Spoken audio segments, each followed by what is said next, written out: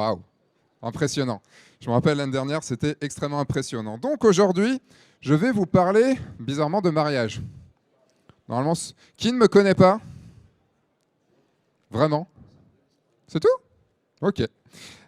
Donc, en fait, ça va se déconnecter tout le temps. Donc, je vais avoir peut-être juste le clicker. Ça ne veut pas fonctionner, j'aurai pas mes notes. C'est pas grave, on va marcher comme ça. Donc, je suis Sébastien Roignan. Je suis habitué du salon de la photo parce que je viens ici depuis 2012. Donc, j'ai l'impression maintenant d'être très vieux. Et c'était de la barbe et les cheveux gris qui fait ça. Pour ceux et celles qui ne me connaissent pas, je suis photographe de mariage. J'ai créé la chaîne F1.4 sur YouTube en 2012 et la chaîne Le Guide du photographe de mariage en 2019. Donc, comme ça le dit, le Guide du photographe de mariage, ça parle de photos de... Bien. Vous suivez, c'est cool. Hop, on va aller vite. Déjà, je vous fais un avertissement. Un avertissement anti-dodo. Parce que on va parler de tarifs. On va faire des maths un petit peu. On va parler de choses chiantes, pas forcément de comptabilité, mais de comment réussir à se vendre et à vendre à un certain prix. Donc ça peut être chiant. Vous allez voir, il va y avoir des tarifs, il va y avoir des chiffres, il va y avoir tout ça. Donc je sais qu'il est 14 heures en plus, que vous venez sûrement de manger, que tout ça. Donc s'il vous plaît, faites en sorte avec moi d'arriver. Après, la personne qui vient après, c'est pas grave, vous pouvez dormir. Mais moi, j'aimerais bien que vous dormiez pas. C'est filmé en plus, donc... Et pour commencer à faire en sorte d'avoir un petit peu de retour de votre part, j'ai envie de vous faire un test de connaissance. Je vais vous mettre 4 mots. Et sur ces 4 mots, je vais vous demander ce que c'est. Qu'est-ce qu'un chiffre d'affaires? Est-ce que quelqu'un répond? C'est l'argent qu'on rentre. Oui, c'est tout ce qui rentre en totalité. Tout ce qui rentre en totalité, ok. Tout C'est en effet ça, tout ce qu'on facture. C'est-à-dire tout ce que vous allez facturer. En deuxième, les charges. C'est quoi les charges? Ce qu'on dépense, c'est ça. Du côté de l'entreprise. Ouais, je vais le faire comme ça. Oui, ou alors qu'on lève la main, histoire que je puisse Oui. voir les personnes si vous avez besoin d'un micro. Est-ce que vous êtes disciplinés à lever la main? Ils ne sont pas l'air. Oui. Donc les charges, en effet. Les charges, c'est tout ce qu'on va dépenser. Ensuite, on a... Peut-être? Ok. Je crois que c'est le salon de la photo, rien ne marche, mais on va le faire comme ça. Ensuite, on a les bénéfices. C'est quoi? C'est le chiffre d'affaires moins les charges. C'est exactement ça, donc c'est ce qui nous reste dans la poche à la fin. Et en dernier, l'entrepreneuriat, c'est quoi? Là, par contre, j'ai besoin du micro parce que j'ai vu une vraie réponse. Levez la main, c'est quoi l'entrepreneuriat? On a une personne là-bas, juste là-bas, en bleu. Tu as semi-levé la main, non? Ah, non, tu réponds pas? Non. Personne ne veut répondre à l'entrepreneuriat? Je vais être obligé de l'expliquer. Si. Ok. Ça serait gérer une entreprise Ok. pour qu'elle soit rentable. C'est un peu ça, en Avec effet. un seuil de rentabilité, toutes ces choses-là. Tout à fait. En fait, l'entrepreneuriat, c'est... la réponse que je vais vous donner, c'est que c'est le métier que vous allez devoir faire en premier pour être photographe. Pour pouvoir faire photographe. En fait, quand vous vous dites « Ok, je veux devenir photographe », c'est le cas ici. Qui est photographe professionnel? Ok, qui veut le devenir? Ouais, il y a moins de monde déjà. Qui s'en fout? Ok. En fait, quand vous devenez photographe professionnel, quand vous devenez professionnel de quelque chose, vous ne devenez pas juste photographe, vous avez un métier supplémentaire, c'est le métier d'entrepreneur et d'entrepreneuse. Et ça, souvent, on l'oublie. C'est pour ça que faire des tarifs, faire du marketing, faire des choses comme ça, eh ben, on l'oublie complètement et on ne le fait pas. Et donc, du coup, il y a 4 questions qu'on me pose très régulièrement sur comment bien tarifer, comment faire ses tarifs. Alors, j'ai mis comment faire ses tarifs en 2025, mais ça marchera pour 2026 aussi, hein, vous inquiétez pas. La première question, c'est quoi un bon tarif? Ça, c'est l'énorme question. C'est la très, très grosse question, puisque... Je vais retenter avec mon téléphone, parce que j'ai mes notes. La très, très grosse question, c'est quoi un bon tarif? J'aimerais bien savoir. Sans mes notes, ça va être horrible. J'ai tout préparé, j'ai préparé des blagues, j'ai préparé des trucs comme ça. Et ça ne va absolument pas fonctionner. Donc, c'est pas grave, show must go on, on va continuer, je vais faire ça. Donc, c'est quoi un bon tarif?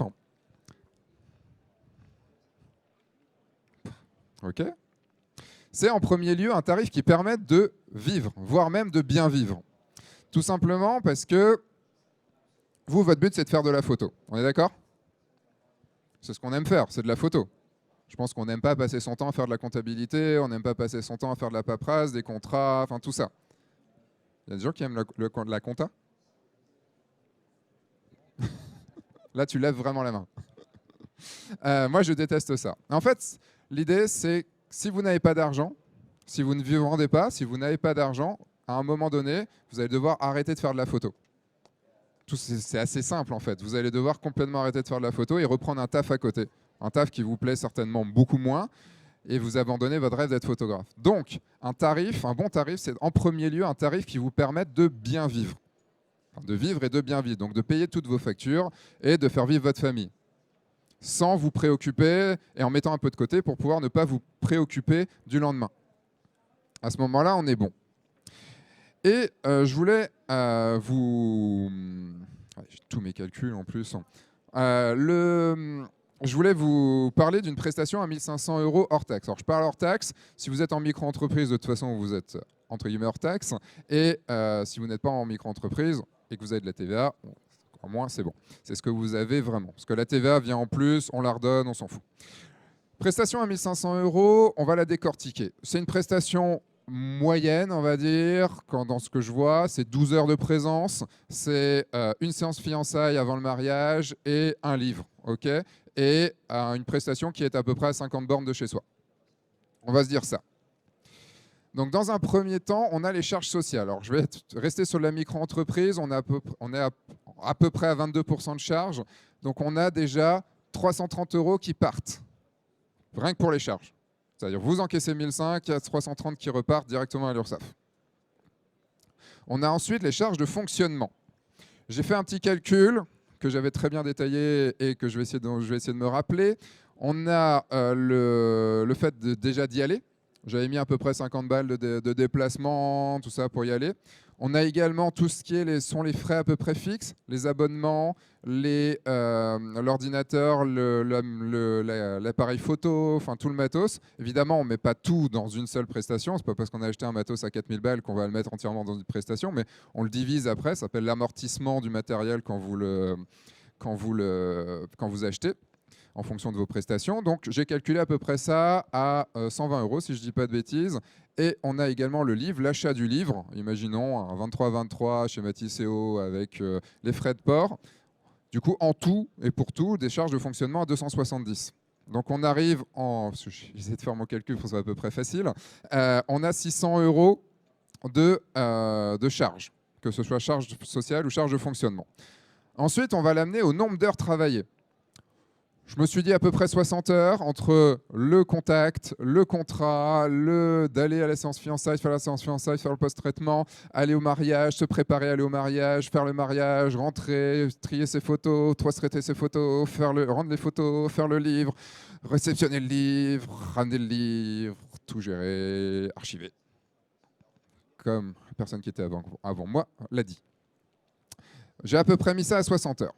Ce qui nous fait à la fin un tarif horaire à 15 €. Le SMIC étant à 9,23 € net. On se dit, ouais, c'est pas si mal. On est quand même à 150% du SMIC. C'est quand même pas trop, c'est pas ouf, mais c'est pas mal. Le truc, c'est que vous ne faites pas ça toute l'année. Vous ne faites pas des prestations comme ça toute l'année. Et en plus, on oublie complètement une part de notre travail qui est le marketing et la gestion. Vous savez, toute la partie faire son site internet, faire des articles de blog, faire du réseau social, faire de la comptabilité, gérer toutes les emmerdes qu'on peut avoir, un petit contrôle fiscal qui passe, enfin, vous voyez, tout ce genre de choses. Donc à la louche, vraiment à la louche, j'ai mis 20 heures par mariage. En gros, on a des semaines et des semaines de travail là-dessus, mais j'ai essayé de le mettre juste sur un mariage. Et donc, en faisant ça, on arrive maintenant à 11,25 € de l'heure. On se rapproche quand même du SMIC. Et est-ce que, en ayant, je ne sais pas, 2, 3, 4, 5 années d'expérience, alors je me focalise que sur le mariage, hein, mais en se disant, on a quand même les souvenirs d'une journée de fou dans les mains, on ne doit pas se merder, ça fait qu'une fois, ils se disent oui qu'une fois, tout ce genre de choses. Est-ce qu'on mérite en fait de travailler au SMIC? Est-ce qu'on a envie de travailler au SMIC? Vous n'avez pas l'air, vous en foutez? Qui se dit non, j'ai envie de travailler à plus que ça? C'est tout? Non, un peu plus quand même. En fait, le truc, c'est qu'on se forme, on se lance, on a sa boîte, on a quand même beaucoup de responsabilités. On n'a pas de chômage non plus quand on a sa boîte. Donc ça veut dire qu'il y a quand même beaucoup de possibilités de travailler, de mettre de l'argent de côté et donc d'être au-delà du SMIC. Donc je voulais juste vous mettre ça dans la tête. Qu'à 1 500 € le mariage, on travaille en gros au SMIC. Juste pour vous dire ça. Et sachant que, ah oui, une autre donnée, c'est que 1 500 € le mariage, c'est le tarif moyen en France d'une prestation mariage. Donc quand vous arrivez au-delà, vous commencez à être un peu plus que le SMIC. On mérite au moins d'être à 2 fois le SMIC. Au moins, je pense. Un bon tarif, c'est aussi un tarif qui permet de vendre.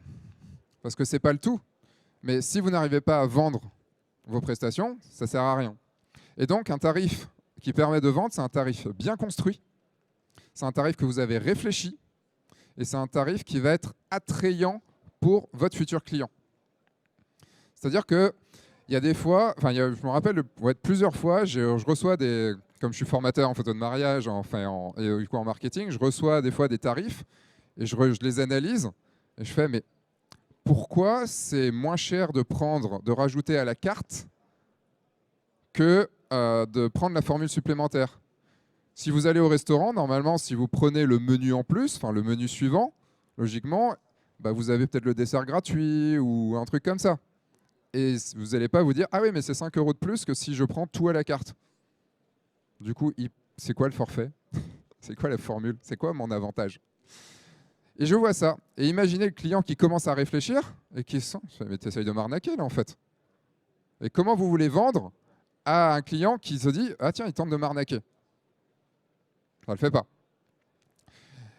Et si votre tarif est bien construit et avantageux pour votre client, enfin pour votre futur client, il va se dire je vais quand même peut-être dépenser ces 500 € de plus avec toi parce que le livre qui me fait super plaisir, si je le prends à la carte, il me coûte 1 000 €. Par contre, si je prends la formule supplémentaire avec les 2 heures de plus et du coup le livre, ça me coûte que 500. Bon, ok, c'est 750 € de plus que ce que je pensais mettre, mais c'est quand même super intéressant. Et ça vous permet de vendre plus. Vous êtes content parce que vous avez vendu plus, vous avez plus d'argent, et votre client, il est content parce qu'il a l'impression, et c'est vrai, de faire des économies, mais comme vous avez un petit peu bien réfléchi vos tarifs, ce n'est pas vraiment des économies non plus, hein. C'est une façon de gérer les choses. Et surtout, il part gagnant, il part content parce qu'il a tout ce qu'il veut. Et là, vous signez. Comprenez le principe? C'est bon? Avant de passer à cette magnifique photo, est-ce qu'il y a des questions par rapport à ça? Ou ça va? Ouais. Est-ce qu'on peut, par rapport au tarif, est-ce que des fois, j'ai des clients, c'est vrai, mais des fois, j'ai des amis. Et les amis, c'est comment faire un bon tarif pour un ami, quoi. Bon, je ne vais pas forcément répondre vraiment à cette question, mais déjà, dans un premier temps, tu n'as juste à pas avoir d'amis. Comme ça, on est bien. Et le tarif ami, pour moi, il est plus dans ce cas-là. Ce que je ferais, c'est que je fais le tarif normal et j'offre la séance couple après, par exemple. Par exemple, chez moi, la séance couple, elle coûte minimum 1 500 €. Du coup, je leur dis, voilà, je vous fais un cadeau de 1 500 €. Je ne viendrai pas bosser gratuitement à votre mariage parce que si je viens gratuitement, je perds une prestation. Donc, dans mon chiffre d'affaires annuel, il faut que je trouve une autre prestation. Je ne vais pas m'amuser à votre mariage parce que je vais devoir bosser, que ça me prend beaucoup de temps à côté. Donc, vous me payez ça, ok, mais je vous offre ça, c'est mon cadeau de mariage. Après, ça dépend si l'ami est proche ou pas. Si c'est un ami d'un ami, là, il va se faire foutre. J'avance. Combien facturer? J'adore cette photo. On l'a faite vraiment en mode juste déconne total et je l'adore. Il la joue trop bien. Combien facturer? Alors là, du coup, je vais vous demander de prendre, si vous le souhaitez, de prendre votre téléphone. parce que vous allez prendre en photo... Ah, ils sont loin les écrans. Vous allez prendre en photo l'écran parce que je vais vous mettre des tarifs, tout simplement. Plutôt que de vous donner des trucs comme ça, je mets des tarifs. Et en plus, vous avez une petite pub pour les mails du guide du photographe de mariage. Si vous n'êtes pas encore abonné, 2 mails par semaine dans lequel ça dure 2-3 minutes à lire et vous avez plein d'infos comme celle-là aujourd'hui. Donc, un niveau débutant, je considère le niveau débutant entre 1 et 15 mariages avec... donc, je ne vous conseille absolument pas de facturer au moment, donc c'est-à-dire aux cérémonies, cocktails, soirées, genre la soirée vaut 200 ou des trucs comme ça. Ça vous donne le temps de mettre les... Regardez. La deuxième.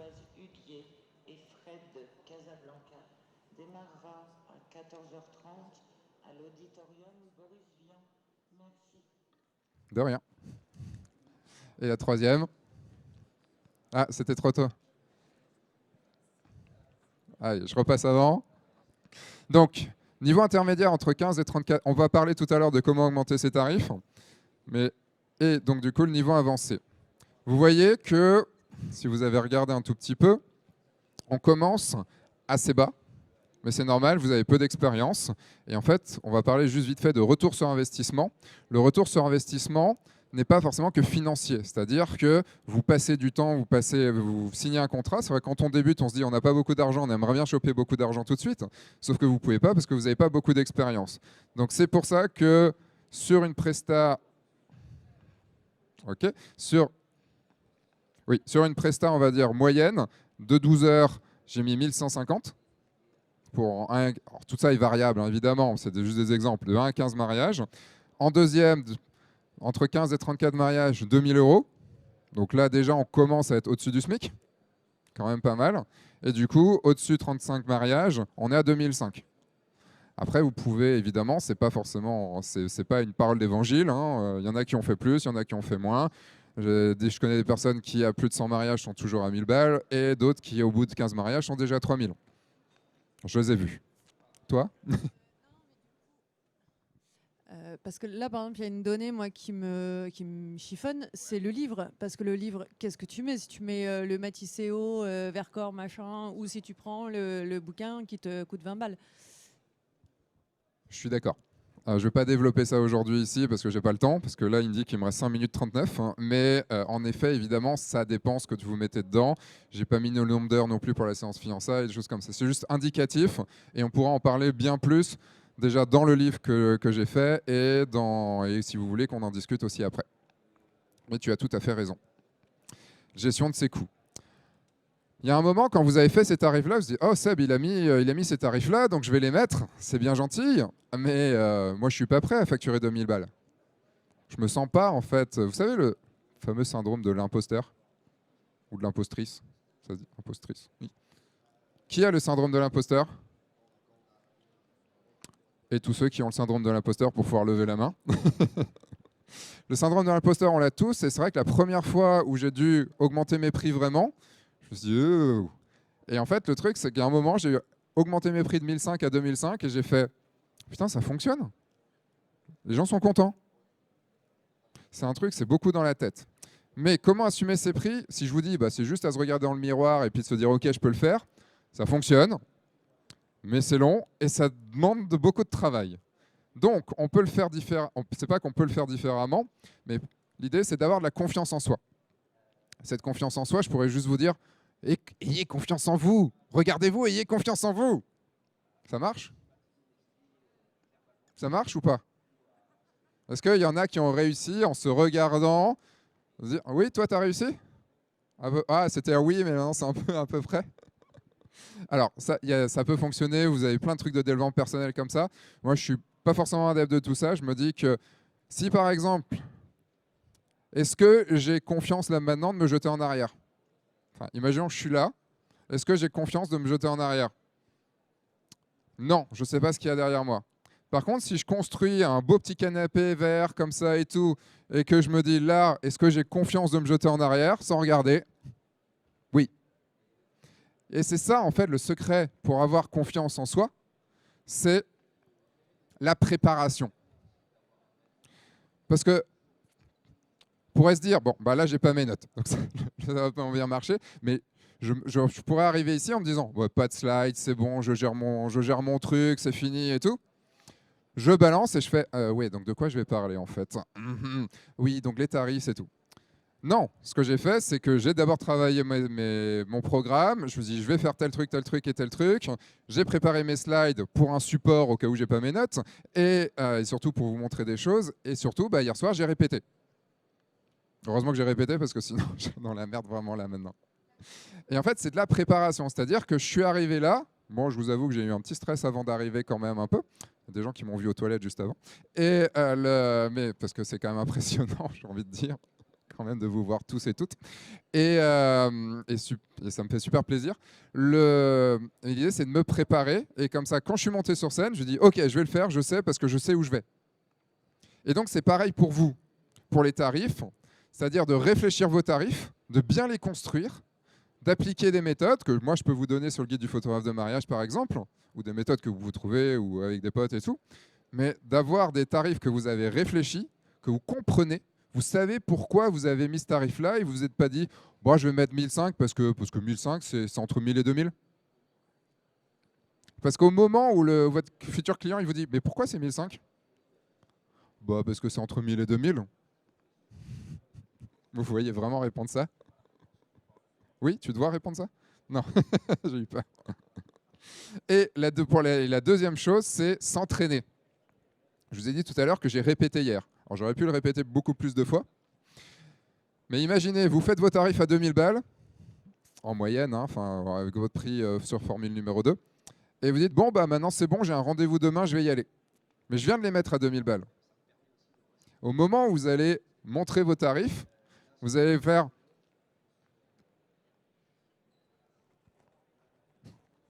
Qu'est-ce qu'il va dire ? Qu'est-ce qu'elle va dire ? Non, je le faisais mal. Ok, ça marche pas du tout.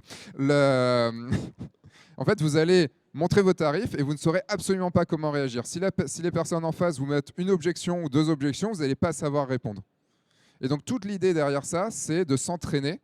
C'est un truc que je demande énormément à mes élèves dans le grand saut et que beaucoup ne font pas. Il faut les obliger. Jusqu'au moment où ils le font une fois, ils se disent « Oh putain, c'est super cool ». Ce sont des jeux de rôle. Les jeux de rôle, c'est-à-dire s'entraîner à dire « Ok, j'ai ces tarifs-là, vas-y, hop, je te montre mes tarifs et maintenant tu négocies, tu fais un client chiant, tu fais tout ça. » Et plus vous vous serez entraîné, plus vous aurez répondu à ces objections, plus vous serez à l'aise puisque vous ne serez pas en train de réfléchir de « Merde, qu'est-ce que je dois dire ?» Parce que ce sera arrivé tout de suite. Vous dites « Ah oui, c'est vrai que j'ai dit ça. » Et bien du coup, en disant ça, hop, vu que je me suis rappelé, j'ai dit ça, ça a bien fonctionné, je vais le refaire. Et pourquoi s'entraîner face à des vrais prospects ?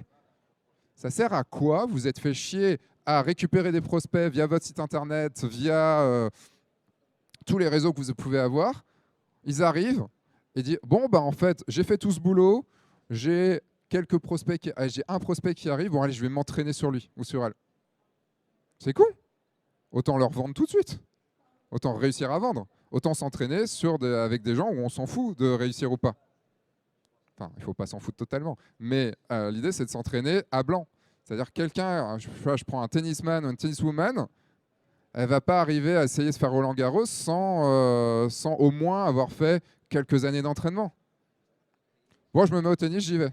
Bon, apparemment, il y a un mec au JO, ça faisait genre 6 mois qu'il faisait du tir et il a réussi à avoir une médaille. Bon, il y a des gens comme ça.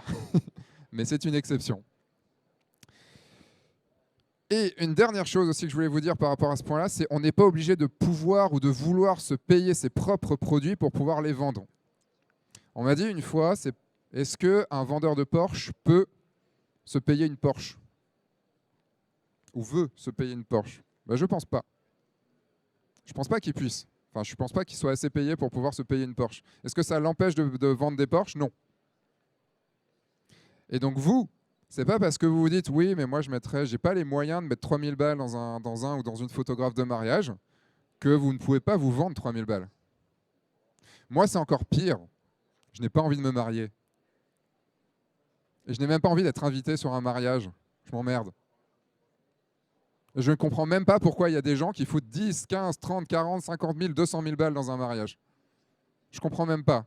peut se faire des voyages autour du monde, on peut se faire des baraques, on peut se faire des trucs de fou, quoi. Et ben ça ne m'empêche pas de vendre mes prestations. Tout simplement parce que je sais ce que je donne à mes clients.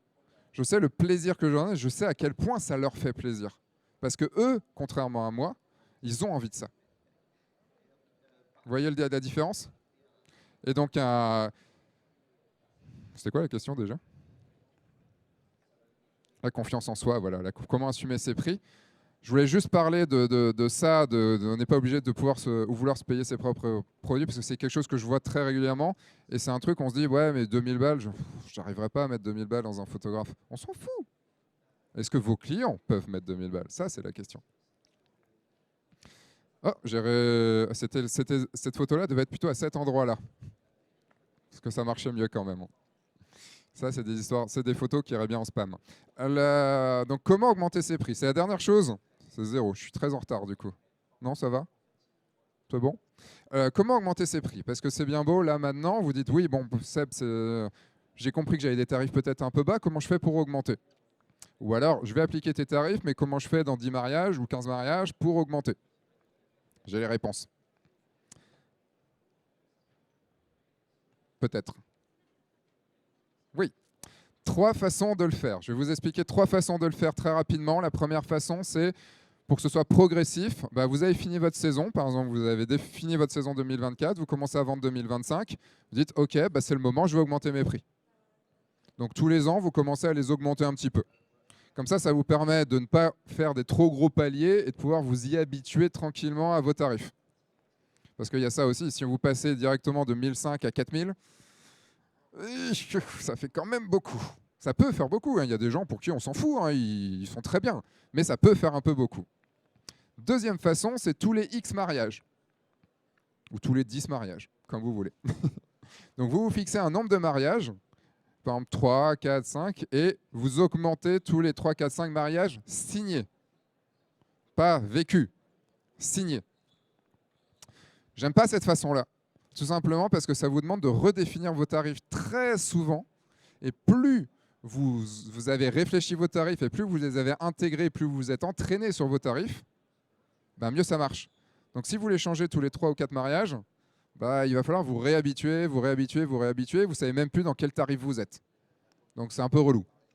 Moi, la façon que j'aime vraiment beaucoup, c'est après avoir atteint ces objectifs de chiffre d'affaires. C'est-à-dire que cette année, je veux augmenter mes prix. OK, je dois assurer un certain chiffre d'affaires. Par exemple, je dois assurer absolument 40 000 balles de chiffre d'affaires.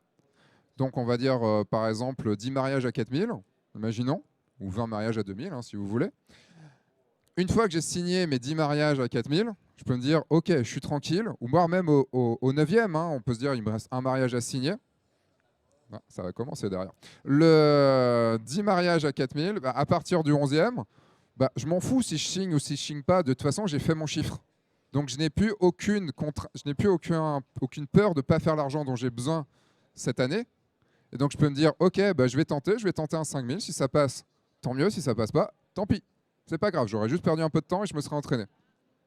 Ça, j'aime bien cette façon-là parce qu'on est globalement assez détendu. Puisqu'on n'a plus de problème de dire est-ce que je vais avoir l'argent à la fin de l'année. Vous voyez le truc? Et ça me fait penser à un truc que je ne vous ai pas dit juste avant et que je voulais vite fait le dire. C'est en tant qu'entrepreneur ou entrepreneuse, la différence avec le fait d'être employé. Quand on est employé, on pense son salaire au mois. On va dire tous les mois, on gagne 2000 balles. On sait qu'on a cet argent-là qui arrive. Le truc, c'est que en tant qu'entrepreneur, quand on a son entreprise, on va penser à l'année. Tout simplement parce que le mariage, c'est saisonnier. Et il y a des mois où vous allez gagner beaucoup et des mois où vous allez gagner moins.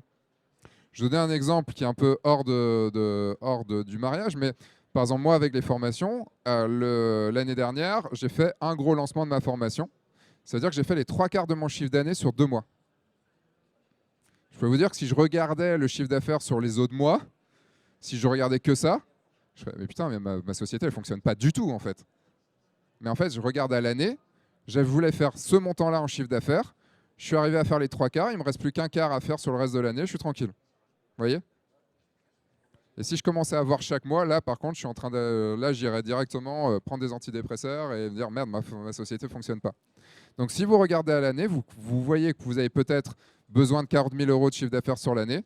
Vous vous dites, OK, bah, il faut qu'à la fin de l'année, j'ai fait ces 40 000. Si au bout de 6 mois, je suis à 20 000, je suis plutôt bien. Si au bout de 6 mois, je suis à 25 30 000, c'est génial. Si au bout de 6 mois, je suis à 5 000, je suis dans la merde. Sauf si c'est prévu. Vous voyez? Tout ça, c'est pour être rassuré aussi. Ce que je vous ai dit là, maintenant, j'en parle dans mon livre. Oui, c'est le moment un peu promo, mais ne vous inquiétez pas. Le livre « Photographe de mariage pour le meilleur et pour le pire » que vous pouvez retrouver là-bas. Salut. Là-bas, donc à la librairie. Franchement, pour toutes les infos qu'il y a dedans, je suis ultra fier de ça. Je ne suis pas fier de beaucoup de choses de ce que j'ai fait, parce que je suis plutôt perfectionniste, mais je suis ultra fier de ce livre. Il a exactement ce que je voulais dedans. Et comme chaque chapitre commence par une citation de Matrix, ça ne peut être qu'un bon livre. On est d'accord? Et il y a un peu de Jurassic Park aussi dedans. Dans un deuxième temps, le mail. Je vous en ai fait, vous avez la pub sur les photos que vous avez prises. Le mail, c'est 2 mails que vous recevez chaque semaine où je vous parle de ça. Je vous parle de comment avoir confiance en vous sur la photo de mariage, comment mieux vendre, comment faire de la photo.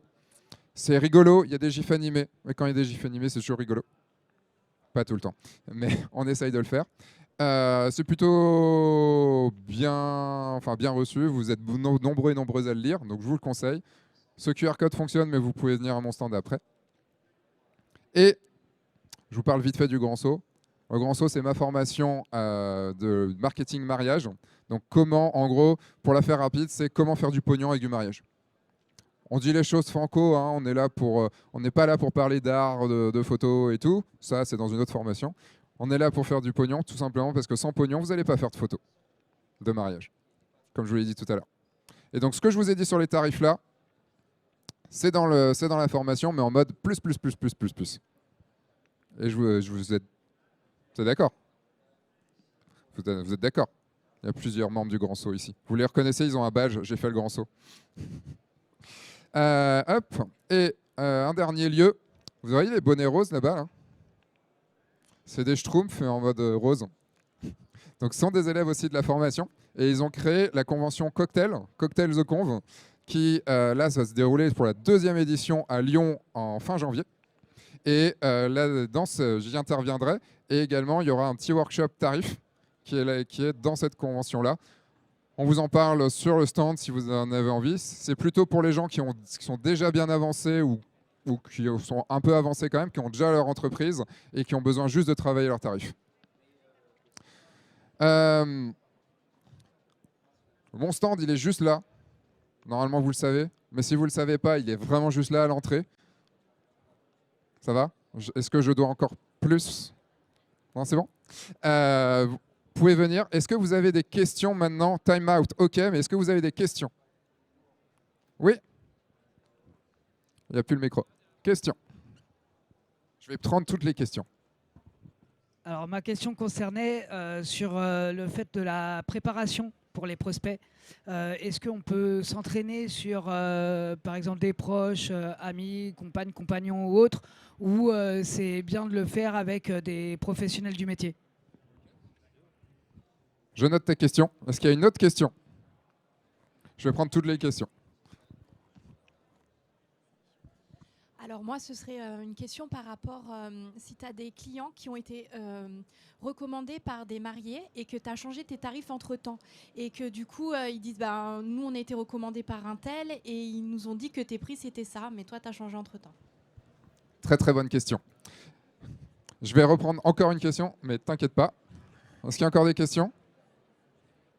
C'est tout? Je suis sûr que vous avez des questions quand j'aurai coupé le micro. Non? J'ai été si clair que ça sans mes notes? Putain, c'est génial.